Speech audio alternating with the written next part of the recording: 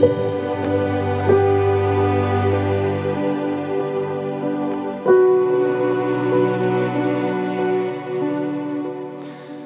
сувагт автоморил би бол хөтлөгч их бат. Хөтлөгч зандаа сүүлчийн өдөр нэвтрүүлгийн шинэ дугаар хүргэх гэж байна.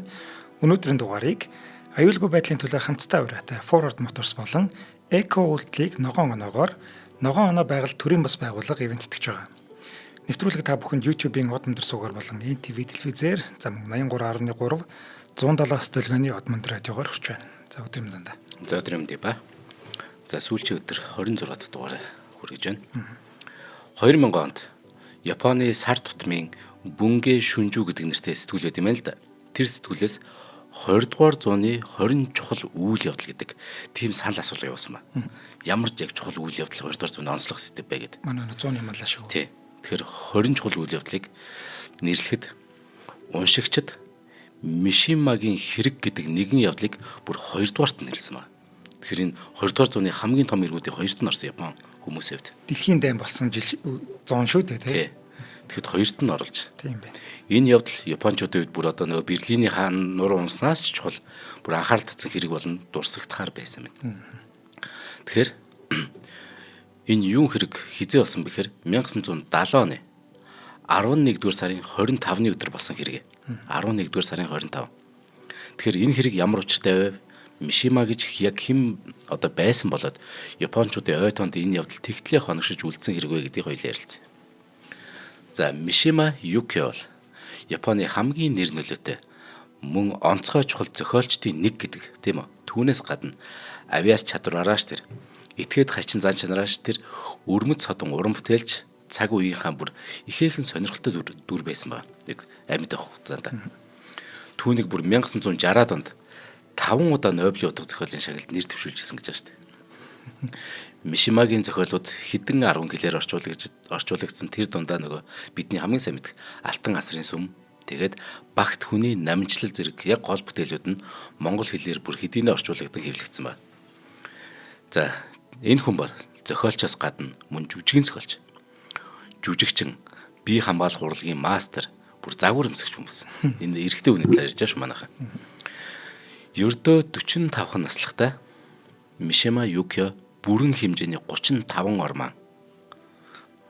роман гэж юу гэсэн үг те. 25 жүжигийн зохиол, 200 гаруй өгүүлэлэг, бүтэн 8 эмэгтгэл болох эссе нийтлэл бичиж туурвсан ба.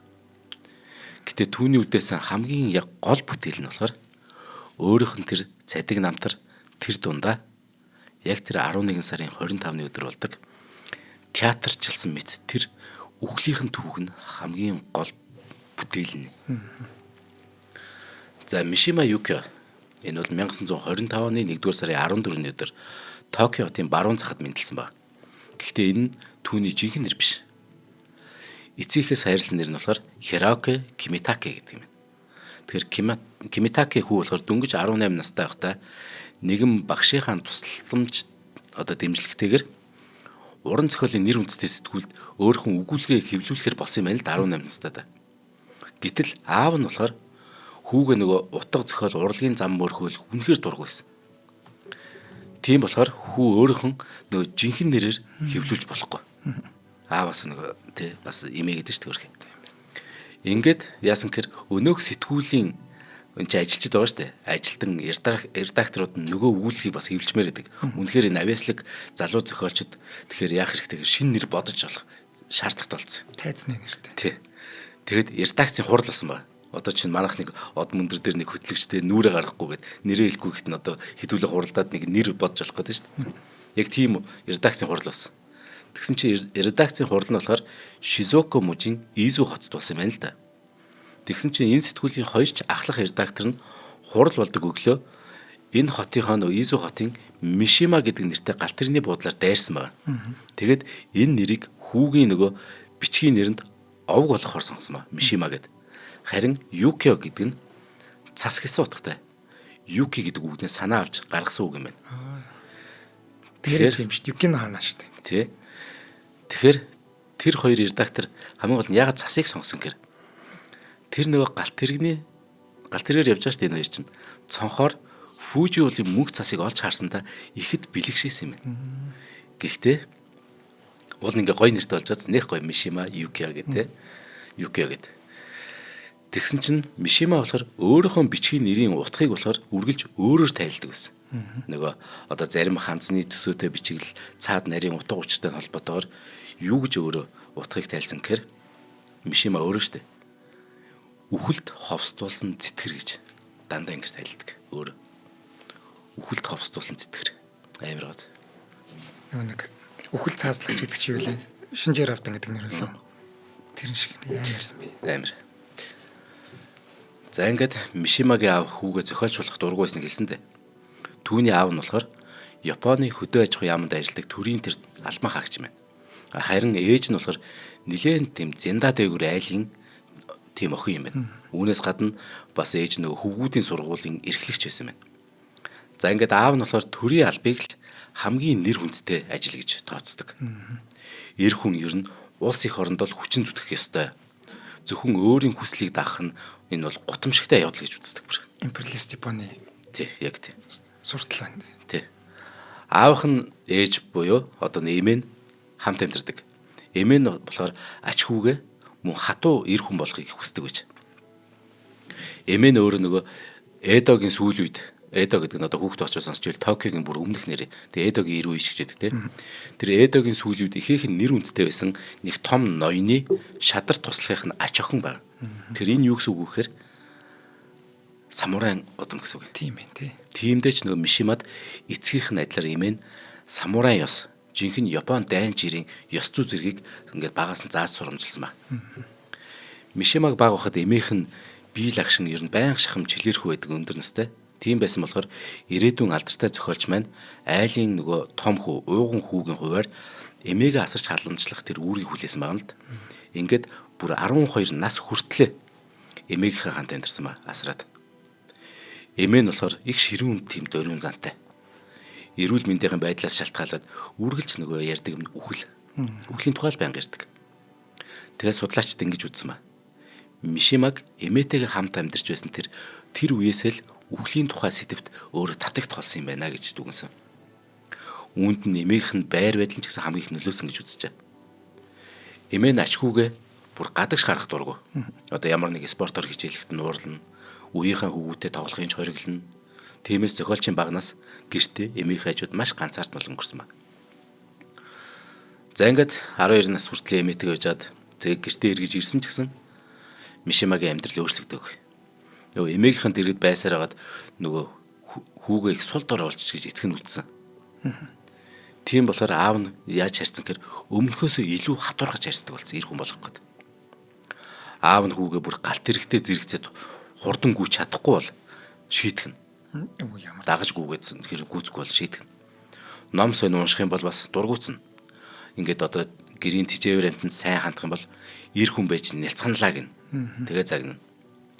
Нэг удаа бүр Мишимаг муурын цулцыг эрхлүүлж байхыг харсан аав нь уурандаа тэр муурыг хордуулж алсан гэж байна. Ар хэрн ийм хатуу хараа хяналттай байсан ч гэсэн Мишима болохоор хүсэл мөрөөдлөөсөө нэцэлгүйгээр ааваасаа нууж ном уншаалсан. Маш их ном уншсан. Өөрийгөө л хөгжүүлээдсэн. Хинч заагаагүй багт. Тэр бүр анхны өгүүлгүүдээ 12 настай тавьсан гэж байна. Тэгэхээр маш их ном уншижсэн. Тэгээд өгүүлэг үтсэн гэр түүнд ямар нэгэн уран бүтээлчд агуу суутнууд мэдээж нөлөөлнөд. Тэд нар хин гэхээр Жан Кохта, Оскар Уайлд, Фридрих Ницше, Шарл Бодлер, Томас Манн гэт бүр энэ Франц Германы зохиолч дандаа тийм философч зохиолчтой бас гүн гаднууд. Тэгээд Мишима өөрөө болохоор үлгэр туйлс бас Японы уламжлалт театрын урлаг мөн яруу найрагт маш их татагддаг тийм хүүхдээс. За нөгөө бичгийн нэрийг нь хайрлсан өгүүлгийг нь анх хэвлж өгсөн нөгөө өнөөх утга зохиолын сэтгүүл редакторууд ингэсэн ба. Бүр энэ их уншиж судалдаг дадал зуршилт нь энэ жоох хүүхдэл ирж байгаа шүү дээ 18 настай. Бүр үнэхээр олзуурсан ба. Энэ хүү бол хурмас тэнгэрээс бидэнд хэлгээсэн хишиг байна. Ийм жоох ирнэ, ийм залуух ирнэ, аль хэдийнэ босорч, аль хэдийнэ төлөвшч гүйцэчгээд тэгэхэд энэ насан турш хүн бидэнд ирсэн байх шүү дээ гэж жоох хүүхдийг тэгж дүнсэн байгаа шүү дээ. Онцгой байж дээ. Онцгой тий. Өөргөө хөгжүүлсэн. Тийм. Тэр нөгөө олон редакторуудын нэг нь Хасуда Зинмэ гэдэг нэг хүн байгаа юм л да. Зохиолч. Редактор. Тэр хүн болохоор энэ зохиолч залууд маш их нөлөөсөн хүн юм. Хасуудаа зинмээгээд энэ хүн яадаг гэхээр хит үнсрэх үзэлтнээс гадна дайны хинэтэн гэж болохоор баг тийм хүн байж. Дайны хинэтэн.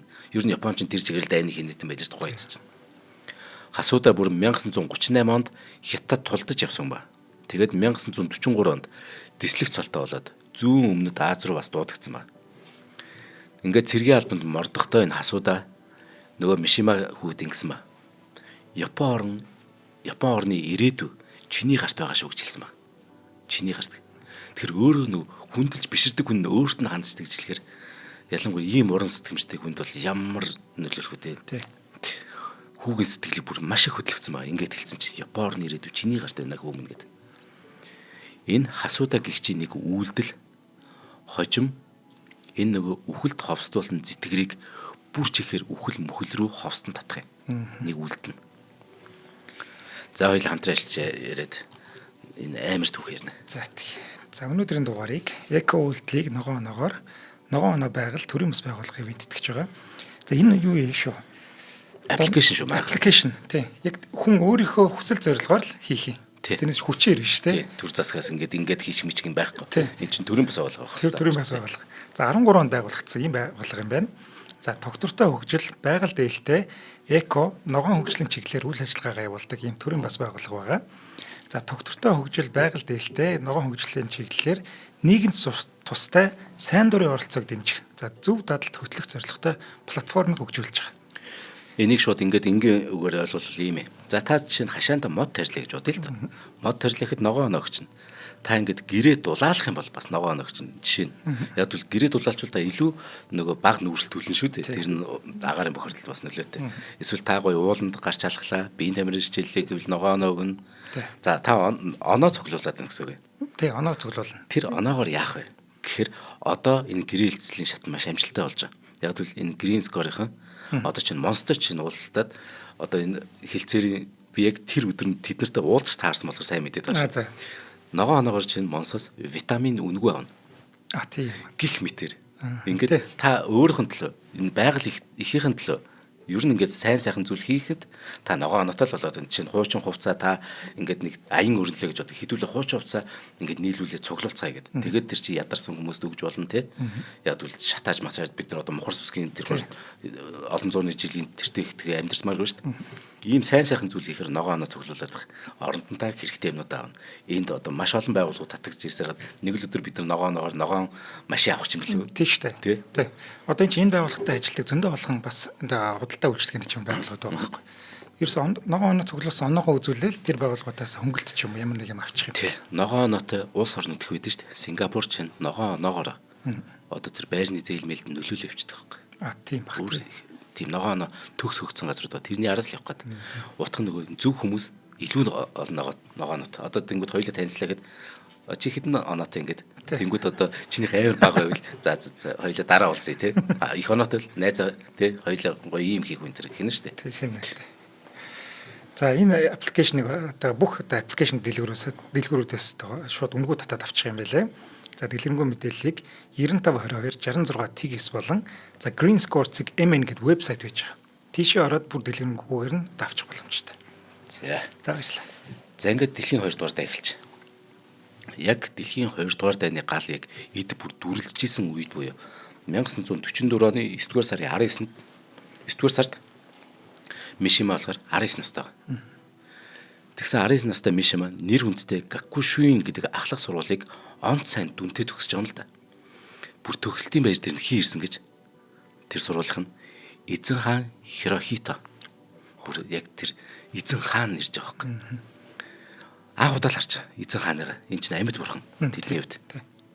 Тэгсэн чинь хэдэн сарын дараа 1945 оны ихээр өөрөө нөгөө сайн дураараа айрамд элсэх гэдэг чинь эн чинь бас өөрөө нөгөө редактор нөгөө хүндэлж явдаг хүнээсээ болоод бас их үнсрэх үзэлтэй болсон. Тийм учраас дайнд явмаар байдаг. 19 нас хүрсэн, 20 нас хүрсэн. Тэгсэн чинь сайн дураараа айрамд элсэх гэсэн чинь цэргийн эмчнэр түүний энгийн ханиадыг нь сүрэтийн андуурсан ба. Ингээд нэрийг нь жагсаалтаас хасаж өргөцсөн. Үүнхээр эмчнэр түүний оншиг андуурсан юм уу?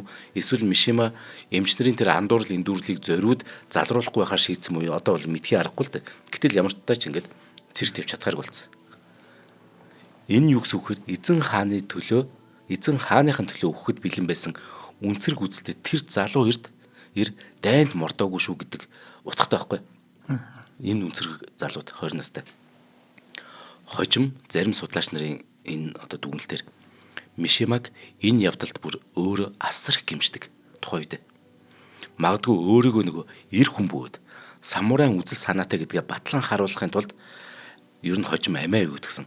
Энэ шийдвэрт нь нөлөөсөн олон гол үйл явдлын нэг нь энэ дайны талбарт тулдаж чадаагүй явдал нь гэж үздэг юм байна судлаачтай. Тэгэхээр эндээ маш их байсан гэмшсэн. Тийм байна.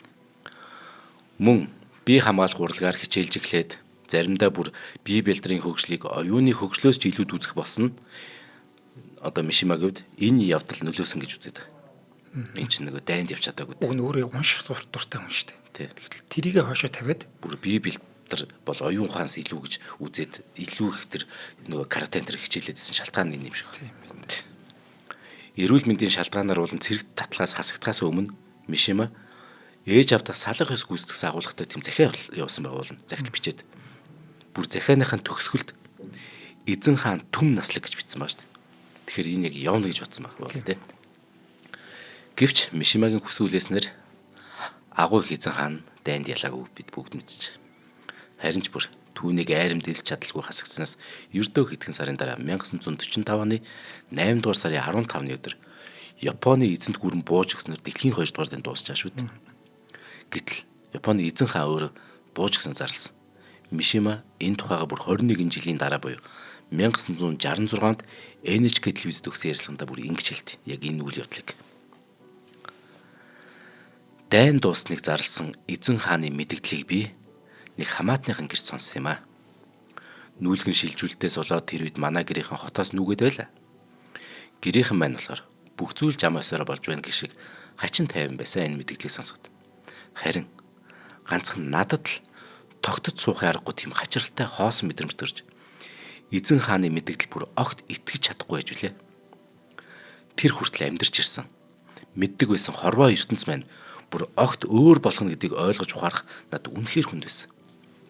Тэр үед эд залуу байсан бусад 20-од наснуудынхаа адил би амьдралаа цаашдаа хэрхэх бол гэж их л гүн үнзгийг эргцүүлж эхэлсэн юм. Дайн дуусныг зарласан тэр нэгэн зуны халуунаар одоош над дээр тусч байх шиг санагддаг гэж. Амар зүрлөөд тэр нэг халуунд нэг нар ингээд бүр ингээд шаардах ямар хэцүү байдаг лээ. Дайн дуусныг зарласан тэр нэгэн зуны нар одоо ч над дээр тусч байх шиг санагдаж байна гэд 21 жилийн дараа ингэж бодож шээ. За нөгөө Мишимагийн багш зөвлөгч нь болоод нөгөө өнөөх утга зохиолын сэтгүүл редактор нах асуудаа зинмээ штэ. Япон улс бууж өгснөөс 4 хоногийн дараа өөрийгөө буудан хороо штэ. Энэ нь нөгөө Мишимад хэдий хүнд тусч байгаа ч гэсэн нэг талаар сэтгэлийг нь маш ихээр хөдлөгчгүй. Дөнгөж хоёрхан настай, үнсэрэг үзэлтэй, бодит амьдралын талаар ойлголт маруухан, үхэл мүхэл гэдэг сэдвт бараг л донцсон хүүгийн тухай бид ярьж байгаа шүү. Тэ? Тэгэхээр Хасуудагийн үхэл Мишимад болохоор байж болох хамгийн нэр төртэй үхэл шиг санагдсан байна. Тиймдээч Хасуудагийн дурсгал зориулсан ёслолд нь Мишима бүр өөрөө очиод шүлэг уншиж Хасуудагийн тэр өөрт нь захиж үлдээс нөгөө Япон орны харж хандан нэр хүндээ өндөр төргөж явхаа тэр ёслол төр өөрөө бүр тангаралдаг. За ингээд дайнд дууссан 1945-нд Мишимагийн амьдралд өөр хоёрч эмгэлтэй явдал тохиолдсон юм л т. Тэр нь болохоор 45 оны 10 дугаар сард яг хайртай дүү охин нь 17 настай өвчнөр өөдөлчтэй өргөв. Харин сар гарахны дараа яг хамгийн сайн найзынхын дүү болох хамгийн гол нь өөрөө сэтгэлтэй байсан тэр охин өөр хүнтэй сүү тавьчихдаг байхгүй. Ингээ Мишима тэрийг эхэлжтэй. Өөрөө бол хайртай байдаг. Энэ бүх явдлыг Мишима хожим зохиол бүтээлдээ маш олон удаа дурдсан байгаа. Та бүхэн одоо яг тэр номыг унших юм бол тэр нь ийм учиртай ш. За эдгээр золгүй явдал хүүгийнх нь сэтгэл санаанд одоо хэр хүнд тусныг нөгөө аав нь ойлгож ухаарч эхэлж. Тийм учраас дайны дараагаас Мишимаг зохиолч болохыг хагас дутуу зөвшөөрт. Хагас дутуу. За ядаж тий. Тэр нь юу гэсэн үгээр хариуд нь нэг болцол тавьсан гэсэн үг шүү дээ. За чи зохиол авчаа. Гэхдээ чи их сургуульд хуульчаар заавал суралцаарай гэдэг. Мишима тэгэхээр яг аав хүүгэнд ороод хуульчаар суралцсан шүү дээ. Нөгөө зохиолоо бичих гэдэг юм чи. Ингээ өдрөн сураад шүн бицээр агаад 1947 Токиогийн сургууль их төгсдөө. Наа чи ямар амар бичт юм бэ? Харин тий. Сурангаа бичээд тэр чинь бүр Тий. жилд нэг роман гаргалаа гэж бодъё л да. Тэр чинь бүр гүйцэхгүй юм биш шүү дээ. Харин тий. Амар бас тий. Амар юм байна. Ингээд төрсөн хүмүүс ч харин юм байдаг хөөх тий. Тийм байна. За ингээд аавынхаа хүслээр сангийн яамд ажилларч. Гэвч мэдээж хэрэг хүн юм бол энэ чинь жил хэртэй ажиллаад ядаргаанд орчиж. Одоо энэ нэвтрүүлгийн дараагийн сүүлчүүд чинь Моцартын тухай шүү дээ. Яг тэр ядаргаанд орох тухай Моцартын сүүлчүүдийг ярихад яг бүр яг ийм л юм болт. За ингээд ядаргаанд ороод эрүүл мэндийн шалтгаанаар ажлаа өгөхөөсөр аргагүй. За ингээд аав нь одоо ахаа түүнийг хорж барьж дийлгүүг ухаарч. Ингээд хүүгээ зохиолчийн амьдралаар амьдрахын зөвшөөрч. Гэтэ ийм гэр бүл байдаг гэхээр амар тайвсан. Ингээд юм болгоно хийхин заадаг. Манайд ч зөндөө байна. Харин тий. Үгүй харин тий. За ингээд дайны дараах Японд юм бүх өөрчлөгдсөн. Хамгийн гол нь Америкийн нэгдсэн улс тэргүүтээ нөх холбоотны хүчнүүд Японд хэлтаа тогтоосон шүү дээ. Өмнөх төр зэсэгт нэр нөлөөтэй байсан бүх хүнийг мэдээж нийтийн албанаас нь халж. Энд чинь шинэ ус бий болгож шүү дээ. Яг үл энэ чинь империализм хүчирхийлэл үлдсэн тий. Бас амар байсан шүү дээ. Энд чинь Японы тэр дайны хэрэгэл бол гай болсон шүү дээ. Тэгэхэр ч хүссэн хүсээгүй тэр бүх юм ингээд одоо гадны улс орнууд хүчээр хийж байгаа юм. Хэвлэл мэдээлэл, хэвлэлийн салбар ч гэсэн маш хатуу хяналтаа болж байгаа. Дайны үеийн нөгөө хит үнцрэг үзлийг хэвлэмэл бүхнээс хасаж бүгдийг ингээд тархийг угааж гэлж. Ингэснээр дайн дуусахаас өмнө нөгөө Мишиматай ойрсон мөн Мишимагийн хүндэлж хайрладаг байсан олон хүн дайны гэмт хэрэгт нэр зүүчиж байгаа байхгүй. Зарим нь бүр милитаризмыг нөгөө эсэргүүцэх нэрээр коммунист намт хүртэл илсэн гэж. Ялангуяа уламжлалт нөгөө Япон хэм маягаар бичдэг гэсэн олон мундаг зохиолч гинтхэн л нэг социалист реалист урсгалаар бичиж эхэлчихэ. Энэ нь Мишимад ямар санагдахгүйгээр уралч шиг, дормш шиг санагддаг болж нөгөө хүмүүсийг харахаар өөрөө бол үнцдэгдэг байсан. Гэтэл нөгөөдөл нь ингээд төрөл ярилцсан юм шиг хачаач юм бичээд байгаа. Нөгөө гой үнцэрхэг Япон юм хайчиж ба тий. Мишима дайнд тусахад ердөө 20 настай байсан ч гэсэн өөрийг болохоор 1930-аад онд нөгөө дэлгэрсэн Японы романтик сургууль гэдэг утга зохиолын дэг сургуулиар бичдэг цор ганц зохиолч болж үлдчихлээ гэд маш их сэтгэлээр онсон ба. Надаас өөрхөн бүгд урамшлаа гэд. Түүнд нөгөө түшиг болж үлдсэн зохиол бүтээлийг нь харин үнэлж их үнэтэй зөвлөгөө өгдөг байсан нэг ганц хүн ба. Тэр нь болохоор нэр зохиолч Кавабата Ясунари. Энэ хүн бол 1968 онд Нобелийн утга зохиолын шагнал хүртсэн Японы анхны зохиолч юм шүү дээ.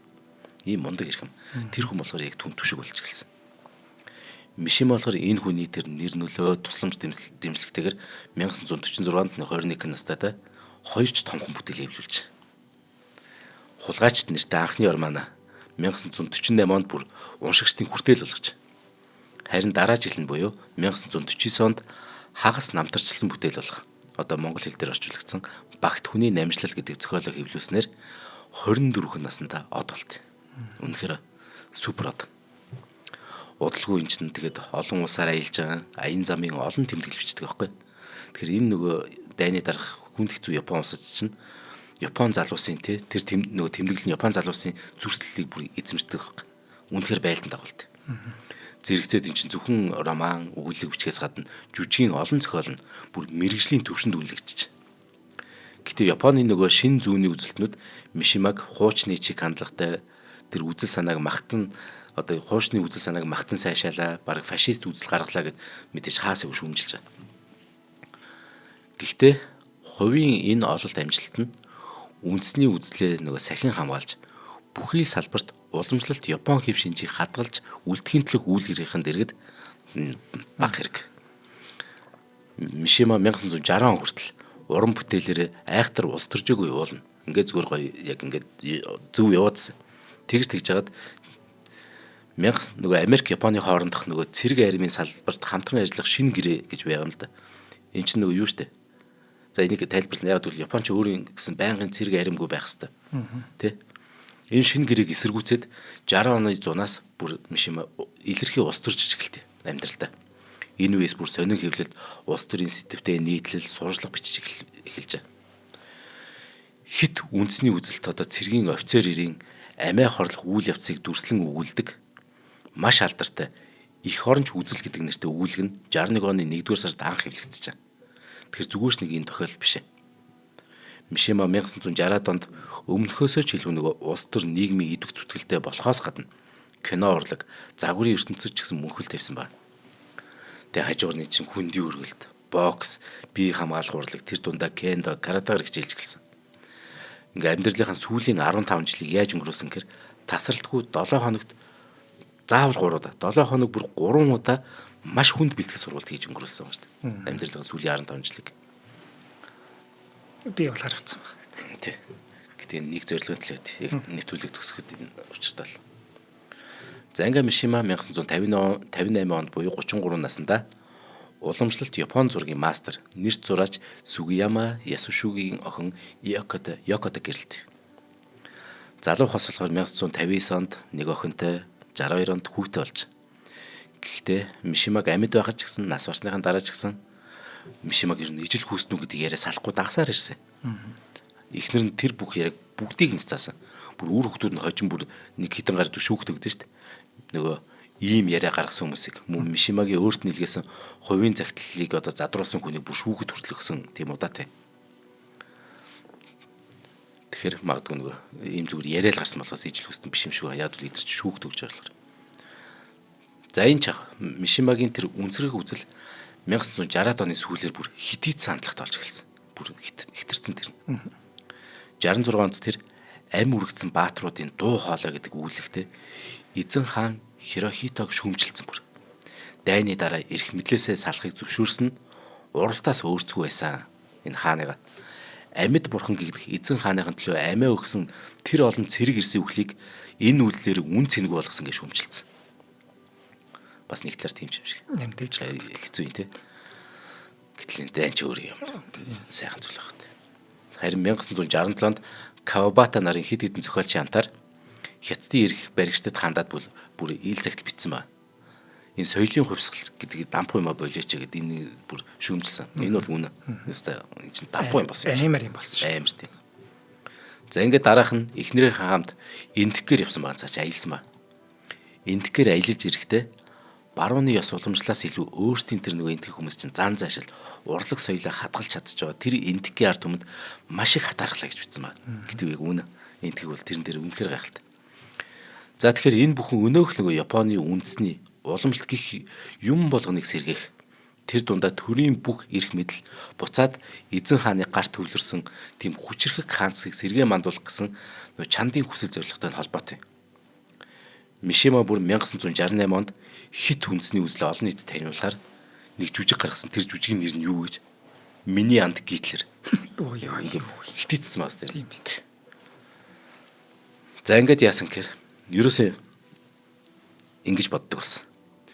Ер нь төрийн эргэлт хийхээс нааш энэ хүсэж мөрөөдсөн Япон орно байгуулж чадахгүй нэ.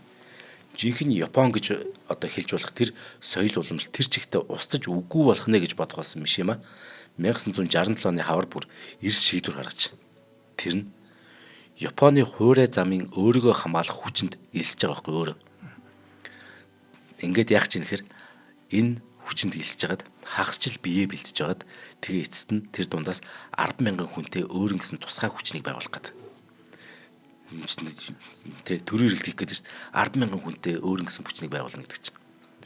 Яг тэр энэ дайны дараа батлагдсан тэр нөгөө шинэ үндсэн хуульд зааснаар Япон улс байнгын зэвсэг түвшин буюу албан ёсны айрамгүй. Оронд нь хуурай газар агаар тэнгисийн хүчнийг орлох буюу өөрийгөө хамгаалах хүчин гэдэг нэртэй 3 тусгай салаал 1954 онд байгуулагдсан. Тэгэхээр энд элс гэдэг штэ. Харин Мишимагийн зорилго талаар басан. Яг тэгэхээр тусгай хүчинд бэлтгэл сургалт нь хагасчил болно гэсэн чинь ердөө 46 хоног үргэлжлээд дуусчих. Яг тэгэхээр дуусгацсан гэдэг юм уу? Дууссан биш дуусгацсан. Яг тэгэхээр албаны хүмүүс ямар нэг хил хамд оролцох хүсээг байхгүй. Ийм хит үнсэргийг үзэлт энэ залуусаас болгоомжлолоод тэгээ болиулсан. Ингээд 10,000 хүнтэй үндэсний гвард байгуулах Мишимагийн төлөвлөгөө ингээд талаар болчих. Өөрийг нөгөө дэмждэг, зохиол бүтээлийг нь талархан хүлээж авдаг, үнсэрхэг болон хит барууны үзэлд оюутан залуусыг хэдэн мянгаар нэгнээндээ нэгтгэнэ гэсэн зорилго нь бас биелэхэрэг болсон гэсэн үг. Гэхдээ хэдий тийм ч гэсэн 1967 оны 10 дугаар сард Тате Нокай буюу Бамбайн бүлгэм гэдэг нэртэй цэрэгцэн хөдөлгөөнийг цааш үүсгэн байгуулчихсан. Бамбайн хөдөлгөөн. Бамбайн бүлгэм. Энэ үндэсний үзэл залуусыг өөрийн биеэр бэлдэж эхэлдэг. гэхээр яагаад каратегаар хичээлээдсэн мэн? Яагаад тэр бүр тэгж хүнд хэцүү спортын төрлүүдээр хичээлээдсэн шүү тий. дээ. Ингээд өөрөө залуусаа бэлдэж эхэлдэг байхгүй одоо. Мишима энэ бүлэгмээ зөвхөн өөрийнхөө мөнгөөр хамгийн гол нь ном зохиолоос олсон орлогоороо өөрөө санхүүжүүлдэг болсон. Бамбайн бүлгэмд нь болохоор Васедагийн их сургуулийн оюутнуудаас голдуу бүрддэг эзэн хаанаа хамгаална гэсэн андгаа тангар өргөсөн 50 залуу анх бүртгүүлдэг. Ингээ 2 жилийн дотор гишүүдийн тоо баагаар өсөрөөд ямарсан хамгийн ихтэй яг 100 хүрсэн гэдэг. Ингээд. Тэгэхээр Бамбайн бүлгэмийн гол зорилго нь юу вэ гэхээр төрийн эргэлтэх. Японы нөгөө өөрийгөө хамгаалах хүчнийг эзэн хааны мэдлж шилжүүлэх. Товчхондоо бол хүчрхэг ахаад л нөгөө цэрэгцэн Японыг эзэн хааны нэрийн өмнөөс сэргээж өгөх ийм л зорилготой. Харин төрийн эргэлт хийхээр удаан товсон өдөр нь нөгөө анх хэлдэг 1970 оны 11-р сарын 25. За хоёул эвэнтдэг танилцуулъя.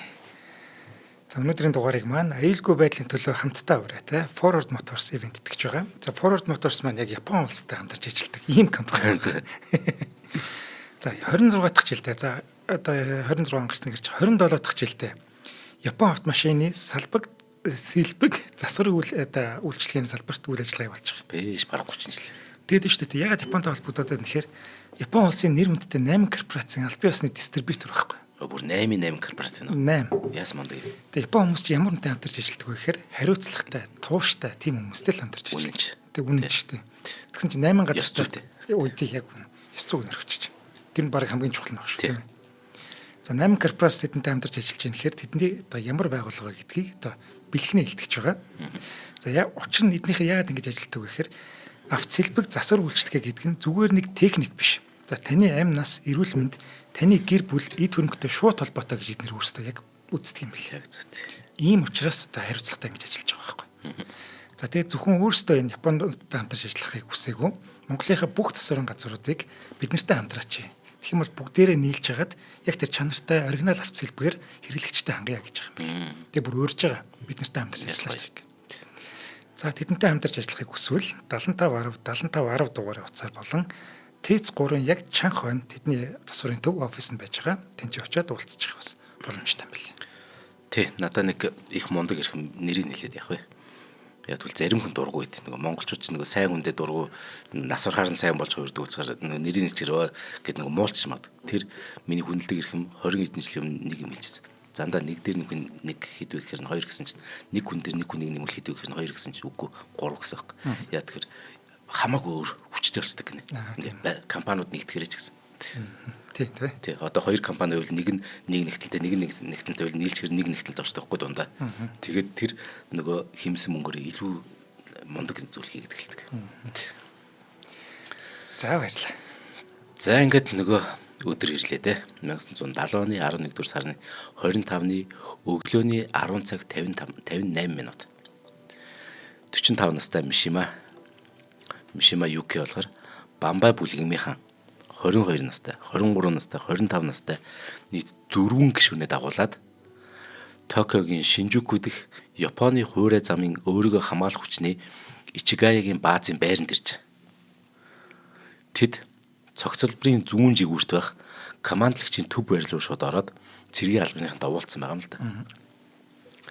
Мишима юу гэсэн хэр өөрийгөө хамгаалах тэр хүчний албан ёсны бэлтгэл сургуулийн үеэр эрд зэрэг гаргасан энэ 3 сонсогчоо би шагнах гэсэн юм аа. Тиймээс 4 хоногийн өмнө энд ирнэ гэж цаг товлоод байсан ч би өнөөдөр л ирлээ. Ерөнхий командлагчтай уулзах учраас бид бүгдээрээ ингээ 4 хувцас өмчлөө гэж тайлбарласан ба.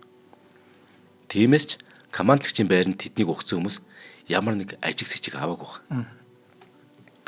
Мишимагийн биедээ зүүсэн бүр самурай хурц хилдэг хүртэл юм чинээ санаагүй гэж байна. Энд чинь зүгээр л итгэлтэй хүн. Тэгээ алдартай хүн шүү дээ бас.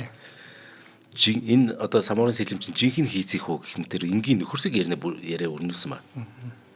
Гэтэл 11 цаг 5 минут үед Мишимагийн шавнырын нэг нь албан өрөөндөө дөнгөж зочтой хүлээж аваад байсан тэр Ичигаигийн баазын ерөнхий командлагч дислэгч генерал Машита Канитоши гэдэг хүнийг суудал дээр нь араас нь гів гинтэн барьж аваад гинтхэн л аманд нь алчуурч гисэн.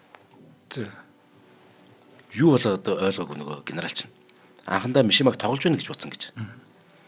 Тэгээд дагуулж ирсэн залуус нь Мишимагийн үгэнд л ороод ингэж ин да гэж бодсон гэж. Гэтэл Мишимагийн дагалдагч нөгөө дөрвөн залуугийн нэг нь ингэж генералын биед халдах үед өөр нэг нь командлагчийн тэр албан таслага болон бусад өрөөндөө орц гарцыг ширээ, сандал, цэцгийн сав зэрэгт таглаад ингээд дарчдаг байхгүй. Энэ үед байдал бишснийг нөгөө шилэн хаалтны цаанаас нөгөө хүмүүс нь ойлгоод албаны хүмүүс тэр дорой командлагчгаа өрөөрөө дайраад хідэн хормын дотор бөөн үүмэ бүжигнанд дэгддэг. За Мишима самурай хэлдэ одоо гаргаж ирнэ. Ингээд Машита генералын өрөөрөө орохыг завдсан тэр дид хуурандаа Накамура, дид хуурандаа Кавабе нарын хүмүүсийг нуруунд тус газар нь гэмтээждэг байхгүй завчаад. За Бамбан бүлгэмийнхэн ингээд генерал Машитаг барьцааснаа мэдгичж. Ингээд өөрсдийн шаардлага гэд нэгэн бичгийг хаалган доогуур ингээд шургуулж. Энэ үед өглөөний 11 цаг 20 минут болж. За тэр шаардлага бичиг нь юу вэ? Ичигайгийн баазын бүх цэрэг, бүх албан хаагчдыг 11 цаг 30 минутанд яг төв байрны өмнө бэлэн байлга. Бамбайн бүлэгмийн удирдагч Мишимагийн үгийг бүгдд нь сонсгоно гэдэг ийм шаардлага байсан. Товчхондоо Мишима ямар нэгэн хүчирхийлэл үлдэхийг эсвэл одоо генерал Машитаг алж устгахыг төлөвлөөгүй. Харин цэргийн албаныханд тэр цэрэг хүмүүст үгээ хүргэж Япон Эрсийн дотор нөгөө гүн гэгч нойрс болсон үнсрэх үзлийн сиренэ гэдэг л зорилготой байсан ба. Ингээд 11 цаг 40 минутанд албаныхан Бамбайн бүлэгмийн шаардлагыг хүлээж авснаа мэдэгдээд Мишимаг баазынхаа тэр төв байрны урд тагтан дээр ингээд залж байгаа. Тэгээд гүн барьцалс итгээдэг. Нөгөө цэргүүдэж гисаацсан. Энэ үед мэдээ цагдаа нар хэдийнэ байрыг бүсэлчихсэн тийм үү? Алдар нэртэй зохиолч хэрэг нөгөө цэргийн байр руу халтсан гэдэг мэдээг Япон даяар бүр бүх телевизээр нь шуурхаа мэдээлчихсэн байсан. 70 он шүү дээ. Бүгд мэдчих. Одоо нөгөө үгийг л сонсох гэдэг шүү дээ. Толгойдоо нөгөө Хачимаки гэдэг толгой орол зүс нөгөө цэргийн дүрмд хувцастай Мишима цэргүүдийн өмнө гарч ирж. Ингээд өмнө нь нөгөө хаа сайгуул олонтой ярьжсэн нөгөө юм аа л ярьж. Зохиол бүтээлдээ нөгөө байнга л одоо дурдж ирсэн өлөг болсон зүйлээ ярьсан гэсэн үг. Японы өөрийгөө хамгаалах хүчин жинхэнэ айрам шиг айрам болох хэрэгтэй. Зөвхөн Америкийн тушаалыг үг дуугүй биелүүлээд байх юм бол улс орноо бид нар хамгаалах чадамжгүй болно. Оршин байх эрхийг чинь хязгаарлаж байгаа энэ шинэ үндсэн хуулийг эсрүүцэн тэмцээч. Би энэ өдрийг хүртэл бүтэн 4 жил хүлээлээ энэ төр гэл тийм л юм ирж. Түүнийг үг хэлж байгаа зэргүүд яажсэн гэж. Тэнэг минь буугаад ирээ. Чи чинь солиорч юу? Бууж ирээд ярилтал та. Юу ч сонсохдохгүй байна энэ төр гэд. Тэгээд орилж исэн гэж зэргүүд нь орилуулсан. Мишимач гэсэн ер нь үг хэлж хат за эдэр навг сонсохгүй нэг мэдчихэ. За ингээд Мишима ямар ч тач нэг үгээ хэлж дуусаад эзэн хааны ордны зүг рүү хандаад эзэн хаан түм наслаг гэж 3 удаа ашигласан байна. За Мишима дараа нь яасан бэ? Өөрийг нь дагалдан нөгөө цэргийн бааз руу орсон 4 дагалдагчийн хамт одоо нэгтэн бусдаас хамгийн ах хүнд нь болох нөгөө 25 настай Морита Масакацугийн хамтаар нөгөө командлагч генералын албан тасалгаанд буцаад орж нөгөө барьцаанд байгаа. Энэ үед өдрийн 12 цаг 10 минут болж. Тэгэхээр 30-аад минут болсон гэсэн үг шүү дээ энэ хооронд тий. Мишима өрөөндөө нөгөө суудал дээр хүлээтэй амандаа альчуурч хөлсөн чихтэй нөгөө сууж байгаа Машита генерал байгаа шүү дээ. Тэрэнд хандаад за би бараг 20 минут үгэллээ. Харин хинч миний үгийг тоосонгүй. Хүлээж авсангүй. Танд бид ямар ч өс санаагүй шүү. Одоо надад эннээс өөр сонголт үлдсэнгүү тэгээд хэлээд хөрмнийхэн товчийг тайлж гисэн. Ингээд нэг дагалдагчаасаа Танто нэртэй самурай богнилд аваад урт хилдээ нөгөө Морита гэдэг нөгөө шавьтай өгч 25 настай Моритод урт хилдээ өгөөд өөрөө богн хилдээ авч тагтан дээр үг хэлэхэд нь хамт ойлцсон нөгөө Морита Масакоцу гэдэг нөгөө залуу штэ 25-тай өөртөө хамт амиа игүүдэх нэ гэж гуйсан ба. Тэгт нь Мишима Морита чи үхэж болохгүй чи бол амьдр гэж хэлсэн ба. Тэгээд тэр дороо генерал Машитагаас 3 м хэртэй зайд газар ингээд бохир сууж агаад самурай ёсоор гизээ хүлэх буюу сиппуку үлдэж эхэлсэн баг ингээд. Тэгсэн нөгөө яг энэ үеэр хүндэлж хайрладаг багшаа удаан зовоохгүй тулд Морита яасан гэхээр яг тэр сиппуку үлдэж эхэлж байхад нь зовхыг харахгүй маш хурцтайгаар Мишимагийн тэр ихэлснийг нь гүцээгээ самурай ясаар толоог нь завчих штеп. Нөгөө сууд цохолч чинь. Дараа нь Морита өөрөө мөн Сипуку үлдэж амиаг үтгсэн. Одоо тэнгуү цаана нөгөө Бамбан бүлэгмийн үлдсэн 3 гишүүн байна шүү дээ. Тэр 3 гишүүн тэр дорн Машита генералын хүлээсийг дайлаад өршөөл ирж. Тэдний хоёр нь генералыг хоёр талаас нь түшээд нэг нь Мишимагийн элдийг барьсаар командлагч өрөөс гарч ирэхэд өдрийн 12 цаг 20 минут болж. Тэгэхээр ердөө энэ 10 минутанд бүх юм болсон гэсэн үг. Мишима Юкёг цаг үеийнхаа нэгэн сод сэтгэгч авиас бэлэгтээ зохиолч байсан тул хинж марахгүй. Харин хитийцэн үнсрэг үзлэн үзэл санаандаа үнж тэр гайхмаар ир зэрэг нь эцэстээ нөгөө хамгийн бас харамсалтай нэг юм үхэлд татагдах тэр сэтгэл нь ийхүү амьд нь хүрсэн ба. Гэхдээ цэргийн бааз руу халтсан тусгай хүчин байгууллагыг санаарсан зэргийг нь ердөө өнгөлн далдал байсан. Явж энэ хүн бол сүр дүүлэнтэйхэн шиг амиа игүүтгэн л эцсийн гол зорилго нь байсан юм биш үү дээ гэж үздэг олон байд. Зүгээр л нэг дүүлэн шугамтай хүчээгээд. Тийм. Яг тэр Мишима ч үхлийн талаар хит романтик төсөөлөлтэй. Магадгүй бүр үхлээрээ хүртэл аавтайгаа цаг үетэйгээ одоо тэр тэрсэлтхийг хүссэн байж магадгүй шүү дээ. Яг тэр нөгөө түрүүний 66 оны нөгөө Энжкэд өгсөн ярьцлага байгаа шүү дээ. Тэр Энжкэд үхлийн талаар тэр ярьцлаган дээр ингэж хэлдэг. Тэгэхээр баг эндээс их тодорхой болно да. Өвчнөөрч бай, машины ослоорч бай. Ер нь яаж ч үгсэн өнөө цагт нэр төртөөгөн шиг дүүлэн шуугаантайхан шиг хорвоогоос буцах хэцүү болж дээ. Баатарлагаар өхөнч гэж одоо байхгүй болсон юм байна өө. Үхлийн талаар боддог хүмүүс юунаас ч айдаггүй эрлэг зөрөгтэй байдаг юм бишээ. Зөвхөн өөрийнхөө төлөө амьдарч өөрийнхөө төлөө үхэхэд хүний зөрөг хүрдэггүй юм. Үхэл амьдралын талаар эргцүүлэхдээ хүн үргэлж ямар нэгэн учир шалтгаан олох гэж их зүдэрдэг. Харин зарим хүн зөвхөн өөрийгөө бодож амьдрахаас залхдаг. Тэгэд ердийн нэг шалтгаан бус илүү нэр төртэй зүйл эрэлхийлдэг баха. Гэтэл орчин цагийн бүхий л тогтолцоо тийм үн хүндтэй шалтгаан, тийм үнэт зүйлсийг нь хүмүүст зэхэж өгөхгүй байх шүү дээ. Тийм болохоор л одоо цагт баатарлагаар амиа алдах боломжгүй болчихжээ. Дайны жил үзэд үхэл бидэнд их л их ойрооч. Амьд явснаас үхэнч бараг дээр илүү дээр санагдах үе ч олон байж. Харин тэр тухай одоо бодохоор надад гигэн сайхан дурсамжиг санагддаг. Хүн бүрл ад жаргалтай байхыг, сэтгэл хангалуун амьдрахыг хүсдэг. Гэр бүлтэй байхын, эрүүл саруул байхын баясад цэнгийн жаргал гэж бий. Гэхдээ тэр олон янзын жаргалаас илүүтэй нэг л өдөр үхнэ гэдгээ ухаарах шиг жаргал хаанч байхгүй. Тиймээс би нэгэн цагт эрхэн тодорхой үхлээс биш, харин яаж үхэх бол гэдэгтээ илүү санаа зовдөг. Би ямар нэгэн үн хүндтэй, нэр төртэй тийм зүйлийн төлөө би үххийг хүсэж байна. Даанч би буруу цаг үед төрчихжээ. Удаан өвдөж хэвтгэхээс хүнд өвчин тусаж үххийхээс би үнэн голоосоо айж төгсөж байна гэж ингэж ийнеч гээд ярьжсэн юм шүү дээ. Тэгэхээр тий түрүүний тий гол зорилго нь тэр нөгөө цэргийн бааз руу халдах малдах биш тусгай хүчин байгуулахыг санаарах биш байсан байж магадгүй. Зүгээр л тий энэ чинь нэг сүр дүүлэнт амиа югдэх зорилготой байсан юм биш үү гэдэг хүмүүсийн баг зөвчж магадгүй. Тийм байна.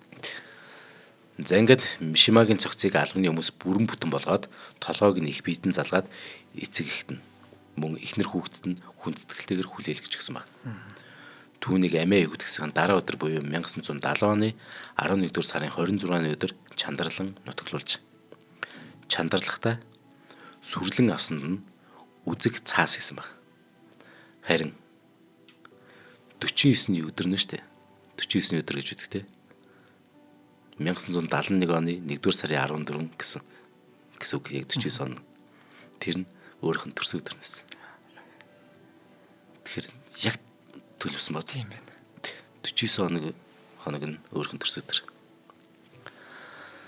За ингээд улс төрийн үзэл баримтлал этгээд хачин үхлээсээ болоод Мишима Японы нийгэмд өнөөхөр баггүй хил ам мэдээж таалцал маргаан дагуулдаг.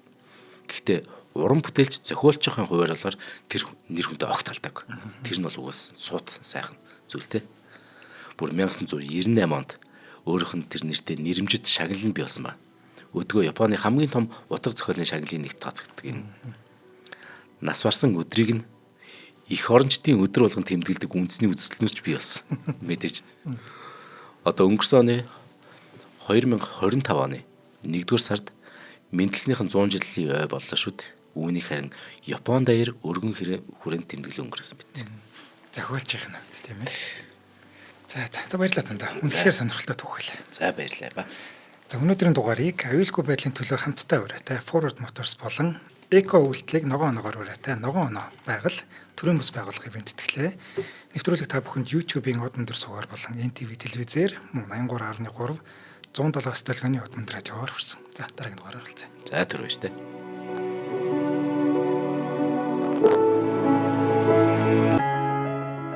Нэвтрүүлгийг хүлээн авсан Нарны аймгийн монголчуудаа баярлалаа. Од мөндөр сувг нь энэ мэдчлэн таны мэдхүйн мянган нэвтрүүлгийг 2026 оны 7 сарын 1 хүртэл та бүхэндээ хүргэх юм.